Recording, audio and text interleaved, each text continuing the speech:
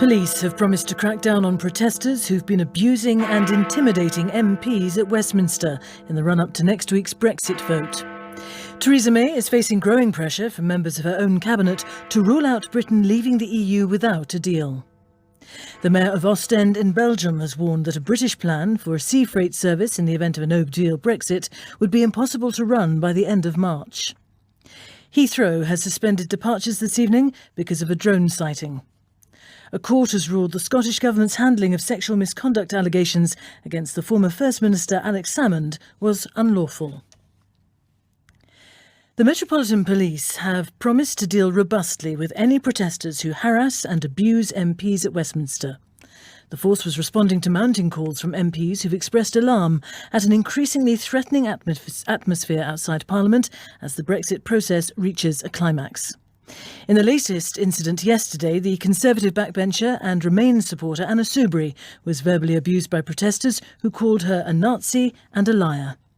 In the Commons, the Speaker, John Bercow, demanded the police deal with what he called aggressive and intimidating behaviour, saying the group of small but vocal demonstrators represented a type of fascism. It is frankly intolerable if members of Parliament and journalists go about their business in fear. This situation cannot stand. I have written with force, passion and politeness to the Commissioner of the Metropolitan Police, seeking a review of policy. The appeal comes as Westminster prepares for the crucial vote next week on Theresa May's Brexit withdrawal bill.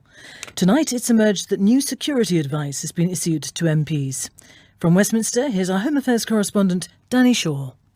Over the past 2.5 years, there's been impassioned debate on both sides of the Brexit divide among MPs and members of the public. Outside the Houses of Parliament, police have tried to allow the voices of protest to be heard, anxious not to be seen to be stifling free speech. But in the past few months, the tone has become more shrill and hostile. Yesterday, as Anna Soubry was being interviewed in a cordoned-off media area opposite the House, a group of pro-Brexit campaigners tried to drown her out. Soubry is a Nazi! Soubry is a Nazi! Soubry is a Nazi! Later, as the Conservative MP made her way to the Commons, she was surrounded by a group of men who appeared to block her path in front of police officers. Why are you special that you shouldn't be confronted by the public, Anna? But her voice is worth more than 17.4 million. It's funny, isn't it? It's not Lammy, I do apologise. Please, can you tell me? After the footage was broadcast, politicians on all sides condemned what had happened. Theresa May's official spokesman said she told Cabinet colleagues it was not how debate should be conducted in Britain. The Labour MP Jess Phillips recalled the murder of her parliamentary colleague Jo Cox by a far-right activist 3 years ago and said the demonstrators were trying to silence them. These people, they are trying to frighten us so that we do something different, so that when I'm reminded that my friend was murdered in the street, that maybe I won't come on the television and talk about it. They're trying to scare us. More than 100 MPs signed a letter to the Metropolitan Police Commissioner Cressida Dick, claiming there'd been a lack of coordination by the authorities in their handling of what they said was the deteriorating public order and security situation outside Parliament. The Met responded by drafting in extra officers and promising to deal robustly with anyone who breaks the law. Deputy Assistant Commissioner Lawrence Taylor said Brexit was a challenging issue for the police and he acknowledged improvements were needed. We've reviewed the policing down at Westminster. I've given very clear direction to officers that if substantive offences are witnessed at the scene, I do expect arrests to be made and I do expect us to intervene if people are prevented from going about their daily business. Anna Soubry said she wouldn't be deterred by what had gone on and claimed those involved in the protests were a small group of far-right extremists. In a democracy, we want people to be able to speak to their politicians and we want people to be able to protest. What's been happening has gone way beyond that, but it's a minority. Tonight, as the Tory MP made her way to the Houses of Parliament, there was strong support from Remain campaigners. For she's a jolly good fella, for she's a jolly good fella. Police say there have been no arrests so far, but they're continuing to review the incidents and take legal advice as to whether crimes have been committed. MPs are due to vote within the next hour on a measure designed to thwart Theresa May's preparations for Britain leaving the European Union without a deal. The cross-party amendment to the finance bill is being seen as a symbolic challenge to Theresa May by those MPs who want her to rule out the prospect of Britain leaving without an agreement if her own deal is defeated in the Commons in a week's time. Here's our assistant political editor, Norman Smith. Theresa May is now facing a growing revolt at Westminster over her willingness to consider a no-deal Brexit should her agreement be voted down. Already more than 200 MPs from different parties have called on the Prime Minister to rule out such an option. But significantly today, a series of senior cabinet ministers appeared to join in the opposition. At Cabinet this morning, it's understood the Work and Pension Secretary, Amber Rudd, said history would take a dim view of the government if it accepted no deal, while the Home Secretary, Sajid Javid, said no deal would limit the government's ability to return illegal immigrants to other EU countries. And in the Commons, the Business Secretary, Greg Clark, issued this warning. It is essential that we should be able to continue to trade. It's why I've always been clear, representing very strongly the views of small business and large business, that no deal should not be contemplated. This followed an earlier warning from the Business Minister Richard Harrington that he and other ministers could quit if there was no deal, while the former Attorney General Dominic Grieve, a prominent opponent of Mrs May's Brexit plan, predicted no deal would lead to the collapse of the government. I don't see how the government would survive such a process. I think it would simply founder. I think ministers would resign and ultimately the government would lose its parliamentary majority. And in a further sign of the growing opposition to no deal, the government is tonight facing possible defeat in the Commons after a revolt led by leading Tory and Labour backbenchers over no deal planning. Number 10 sought to play down the move as insignificant, but Brexiteers reacted with anger. The former Brexit minister, Suella Braverman.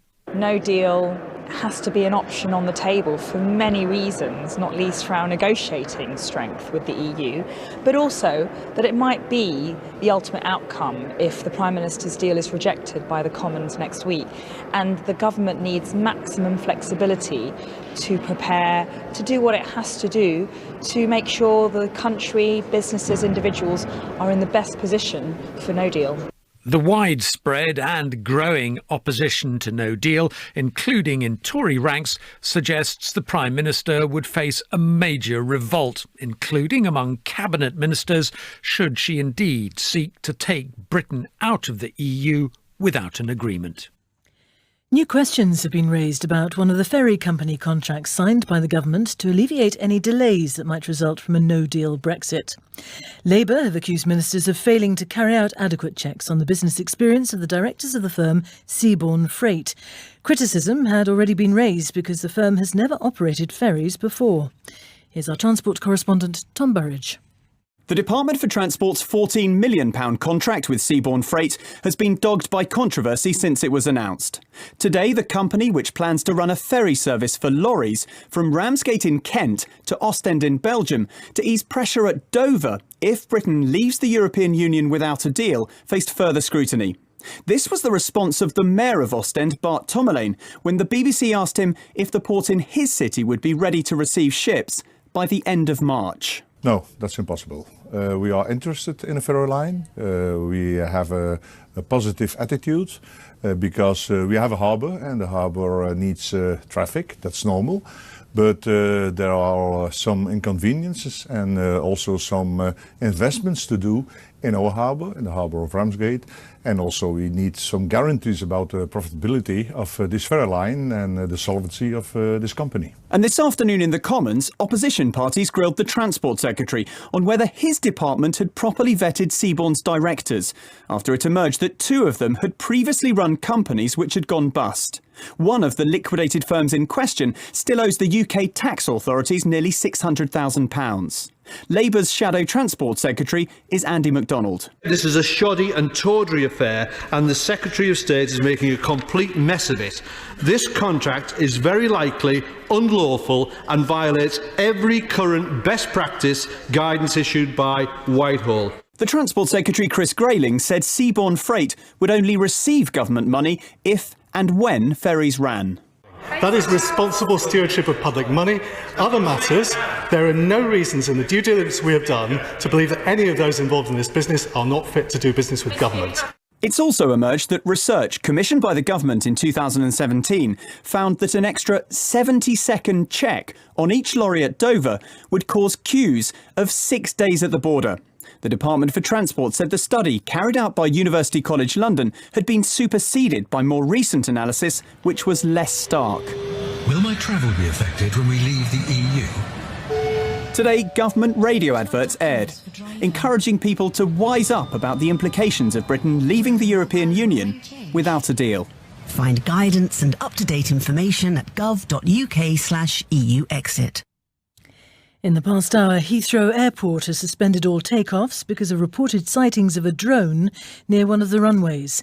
In a statement, the airport said it was working closely with the Metropolitan Police to prevent any threat to operational safety. It's not clear how many aircraft are affected. More details from our correspondent, Ben Ando. Heathrow says it suspended takeoffs while police investigate. Several passengers on board jets at Heathrow, Europe's busiest international airport, have tweeted to say that their flights are unable to leave, and pilots explained it was due to drone activity. Heathrow has 2 runways. The one closed is understood to be the north. The south runway is still open, enabling incoming flights to land. Last month, reports of drones led to chaos at Gatwick Airport when its runway was closed intermittently over a 3-day period, causing delays for thousands of people just before Christmas. A judge has ruled that the Scottish Government acted unlawfully while investigating sexual harassment claims against the former First Minister Alex Salmond. The Scottish Government has admitted that it breached its own guidelines by appointing an investigating officer who had prior involvement with the case. Mr Salmond has always denied the claims. The current First Minister, Nicola Sturgeon, said the outcome was deeply regrettable. Our Scotland editor Sarah Smith reports. Complaints of sexual misconduct were made against Alex Salmond by 2 women last year, dating back to his time as First Minister of Scotland. Those allegations were investigated by the Scottish Government, but their conclusions have not been published, and now they never will be, as the Scottish Government has been forced to admit it breached its own guidelines while investigating the complaints. According to the judge, Lord Pentland, that meant the inquiry was unlawful, unfair and tainted with apparent bias, because the investigating officer had substantial contact with the women who complained about Mr Salmond's behaviour before the investigation began. Speaking to reporters outside the Court of Session in Edinburgh, Mr Salmond described the decision as an abject humiliation for the Scottish Government. The last time I was in that court, it was to be sworn in as First Minister of Scotland. I never thought it possible that at any point I'd be taking the Scottish Government to court. Mr Salmond's case focused on points of procedure. The details of the allegations against him were not considered in court.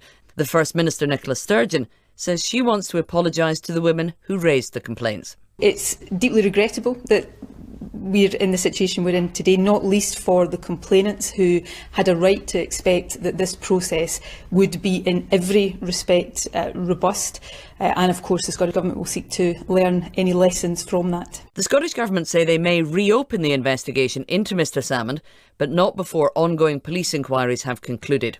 This case could cost the government up to £500,000, as they will now have to pay most of Mr Salmond's legal costs. He had raised £100,000 through online crowdfunding to pay for his legal action. Any money left over, he says, will go to good causes in Scotland. President Trump is expected to tell Americans later that the country faces a humanitarian and security crisis on its border with Mexico. He will address the nation from the Oval Office and, once again, urge the Democrats in Congress to approve funds for the security barrier he wants to build. The dispute has led to a partial shutdown of the federal government, which is now in its 3rd week. There's been speculation that Mr Trump might declare a state of emergency to try to bypass Congress. Our correspondent, Gary O'Donoghue, reports from Washington. All the major TV and cable networks will carry the president's address, which White House officials say will last for around 8 minutes. What is clear is that it will be a determined attempt to persuade American voters that there is a national emergency on the southwest border. Currently, a majority of them do not support the idea of a wall and blame Republicans and Donald Trump for the partial government shutdown. What is less clear is whether the president will announce a plan to invoke emergency powers, which could allow him to direct money and manpower to the construction of the wall without congressional approval. The Vice President, Mike Pence, set out the administration's argument. Nearly 60,000 people over the past several months have attempted to come into our country illegally, and it simply is overwhelming the ability of our Customs and Border Patrol to deal with it. Add to that human trafficking, the flow of narcotics, and the American people will hear from the president tonight that we have a crisis. Mr. Pence and other members of the administration have been severely criticised by Democrats for using misleading numbers for suspected terrorists trying to enter the country illegally from Mexico. The vast majority of those on watch lists try to gain access to the US via airports. And most of those in the country illegally enter legally and then overstay their visas. But numbers aside, this is as much about winning the rhetorical argument, one which, given the wall's importance to many of his supporters, the president can't really afford to lose. You're listening to the 6 o'clock news on BBC Radio 4. The main news so far, the Metropolitan Police has announced it will take robust action to stop the harassment of MPs at Westminster. Heathrow has suspended departures this evening in response to a drone sighting. Still to come. The interior can be cleaned. If there's plaster need removed, wood, door frames, they can all be done quite simply and safely. Work begins to dismantle part of Sergei Skripal's house in Salisbury. One of the migrants to have crossed the English Channel on a dinghy in recent months has been speaking to the BBC about his journey.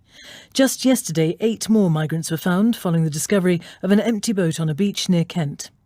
Mohammed Salahi, who's Iranian, has warned others against making the same crossing. Our special correspondent, Lucy Manning, has been to Liverpool to hear his story. Mohammed Salahi is one of more than 500 people who made the dangerous journey in small boats across the sea to Britain from France last year.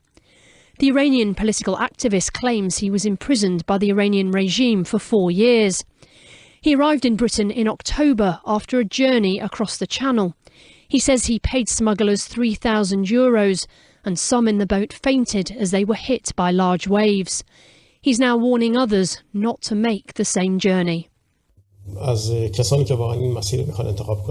I tell anyone thinking about coming this way to be aware it is not easy. It is really dangerous. There were big waves coming from every side, throwing us around. The cold weather has come, so we say on Facebook and Instagram, don't choose this way. The Iranian has now claimed asylum in Britain, but also applied in France where he was rejected. He claims France isn't sympathetic to political cases of Iranian migrants. The Home Secretary Sajid Javid told the Commons last night the Home Office should try to limit the claims of those who travel from safe countries like France. Mr. Salahi thinks more are coming by small boats across the Channel because the people smugglers have realised this is a route that works. A former youth football coach has died in a car crash on the day he was due to stand trial for historical sexual abuse. Michael Carson's car hit a tree yesterday morning. Mr. Carson, who was 75, had been facing allegations involving 11 boys under the age of 16. Our sports correspondent Richard Conway sent this report from Peterborough Crown Court. Michael Carson, better known as Kit, worked for many years at Peterborough United, Cambridge United and Norwich City as a football coach, helping to develop a string of leading players. He was due to stand trial on 12 counts of indecent assault and one of inciting a child to engage in sexual activity, which allegedly took place between 1979 and 2009. He had pleaded not guilty at an earlier hearing. But Peterborough Crown Court was told today Mr. Carson died yesterday morning when the car he was driving left the road and hit a tree around 7 miles east of Cambridge. No other person or vehicle was said to be involved. Judge Matthew Lowe ruled that the case file against Mr. Carson would therefore be closed. A German man has admitted illegally publishing the personal data of around 1,000 politicians and public figures, including the Chancellor Angela Merkel. The man was arrested on Sunday but released last night. Police said they had no evidence of his political leanings, but the hacking targeted all parties except the far-right Alternative for Germany. Damien McGuinness reports from Berlin. The suspect is a 20-year-old German man from the western state of Hesse who still lives with his parents. He appears to have been acting on his own and is thought to have taught himself how to hack his victims' emails and social media accounts. Throughout 2018, he gathered vast amounts of data and in December started releasing it online. But he was less good at creating a buzz around the hack. It wasn't until last week that officials noticed what was going on. Around 1,000 German politicians, journalists and celebrities were targeted, including the Chancellor Angela Merkel. The suspect says he chose his victims simply because they annoyed him. Most of the data contained contact information such as addresses, emails and phone numbers. But in some cases, more private details were also published, including bank statements, family photos and private correspondence. So far, the data breach hasn't led to any major problems or uncovered any scandals, but it has sparked a national debate about cyber security. If one inexperienced young man sitting in his bedroom can gather and release so much personal information, there are worries about what malevolent hackers or criminal gangs could do. The Turkish President Recep Tayyip Erdogan has severely criticised suggestions by the US National Security Advisor John Bolton that Turkey should protect Kurdish fighters after America withdraws its troops from Syria. Turkey supports President Trump's decision to pull out, but regards the US-backed Kurdish forces as terrorists. From Washington, here's Barbara Pletasher. The United States has about 2,000 special operations forces in northeastern Syria, directing the ground war against Islamic State militants. Their local allies are Syrian Kurdish fighters who've helped push the group out of nearly all the territory it once held. But President Trump's surprise decision to withdraw the U.S. troops has created complications. He apparently accepted a Turkish offer to take over the mop-up operation against IS remnants in the wake of a U.S. military exit. Turkey, however, sees America's Kurdish allies as terrorists, and there's concern in Washington that without U.S. protection, the Turks would go after them. So John Bolton has said Turkey must guarantee their safety before any U.S. withdrawal. This new condition infuriated Turkey's President Recep Tayyip Erdogan. It was not the plan he believed he'd agreed with President Trump. John Bolton çok ciddi bir yanlış yapmıştır. John Bolton has made a serious mistake. It's not possible for us to make compromises on this point. Those who are part of the terror corridor in Syria will receive the necessary lesson. Mr. Bolton did not get a meeting with the Turkish president, but a U.S. official suggested he was forthright with Turkish officials, calling Mr. Erdogan's recent opinion piece about Turkey's plan to stabilize Syria wrong and offensive. There are also other issues behind the confusions and tensions over U.S. Syria policy.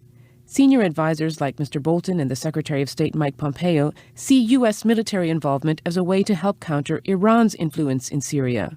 This is also Israel's focus, that a U.S. withdrawal would open up space for Iran. But it's not clear that Mr. Trump shares this concern. He's always wanted to just defeat the Islamic State group and get the hell out. For the Pentagon, however, Mr. Trump's declaration of victory is premature.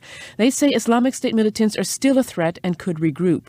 They're also skeptical that the Turkish military has the capability to effectively replace U.S. troops. Mr. Trump has eased up on his talk of an imminent departure for now, but his focus on bringing the troops home has jolted a complex web of regional alliances and competitions. The North Korean leader Kim Jong-un is visiting China amid speculation that his talks in Beijing are part of preparations for a second summit with President Trump. It's thought Mr. Kim and his wife attended a dinner hosted by the Chinese President Xi Jinping and the First Lady. Our correspondent in Beijing, John Sudworth, sent this report. It was quite a send-off. Kim Jong-un boarded his bulletproof train in Pyongyang, accompanied by a military honour guard and the usual adoring state media commentary. He arrived in Beijing on his birthday.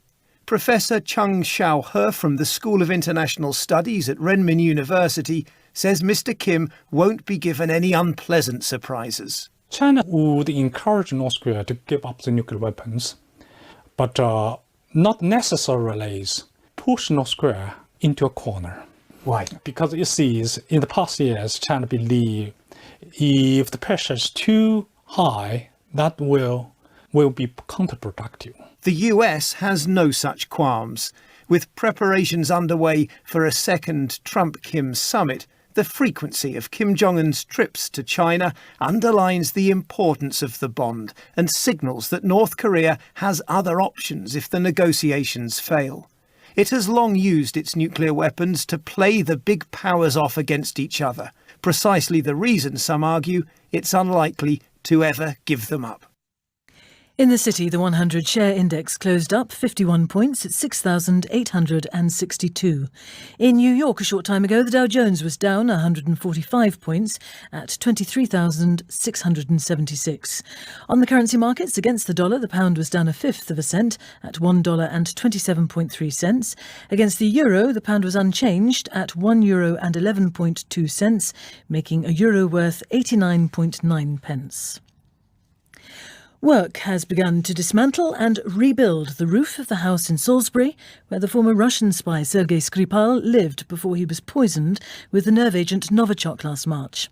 The operation is part of the clean-up following the attack, which has been blamed on 2 members of Russia's military intelligence service. Richard Galpin reports.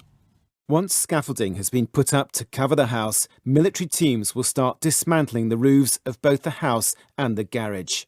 There are still thought to be traces of the nerve agent Novichok, which was initially smeared on the handle of the front door by the 2 Russian spies. The exposed timber in the roofs is absorbent and could pose a risk, so all the parts which are taken down will be carefully sealed and removed from the area. Local officials stress there is no risk to neighbours.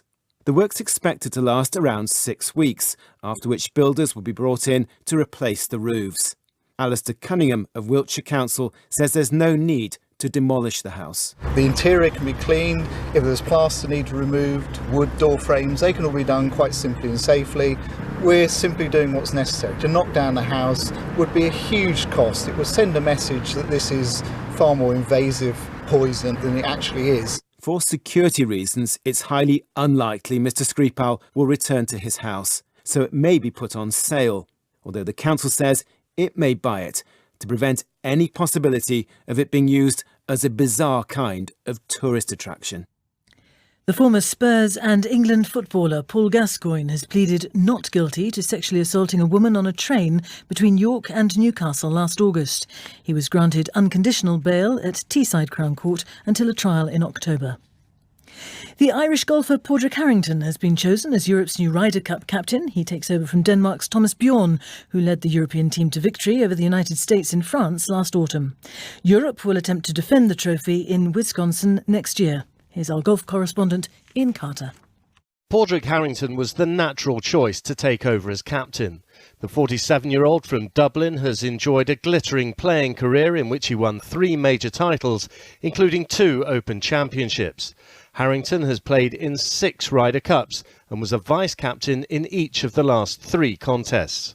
Although he's been the leading candidate for the role for some time, Harrington admitted he had to think long and hard before accepting the appointment. I sat down and thought about this. Do I want to put myself out there? Do I want to take this chance? And I've always been prepared to do that in the golf course. This is a little different in the challenge, but yeah, I want to take that chance of being a successful captain. I'm prepared to put my legacy somewhat on the line. His appointment has been widely welcomed, with Europe's top player Justin Rose leading the congratulations. But Harrington faces one of the toughest challenges in golf: to win an away match in the Ryder Cup. Next year's event will be played on the banks of Lake Michigan at Whistling Straits in Wisconsin. Europe last won away from home in 2012. America haven't won on their travels since 1993. It could be a joke from a Christmas cracker. How does a veterinary dentist earn his stripes? By treating a tiger with toothache.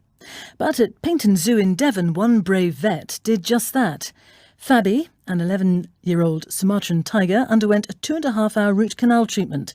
The anaesthetised patient was kept warm while his teeth, measuring more than 3 inches from root to tip, were drilled. To ensure the dentist also remained pain-free, he was accompanied by 3 vets, 3 nurses, 2 zookeepers, and senior animal staff, one armed with a shotgun. The headlines again. Police have promised to take robust action against protesters who've abused and intimidated MPs at Westminster. A series of cabinet ministers have called on Theresa May to rule out a no-deal Brexit should her own plan be defeated next week. Heathrow Airport has suspended departures because of a suspected drone sighting. The government says the military are preparing to use specialist equipment if necessary. A judge has ruled that the Scottish Government acted unlawfully while investigating sexual harassment claims against the former First Minister, Alex Salmond. BBC News.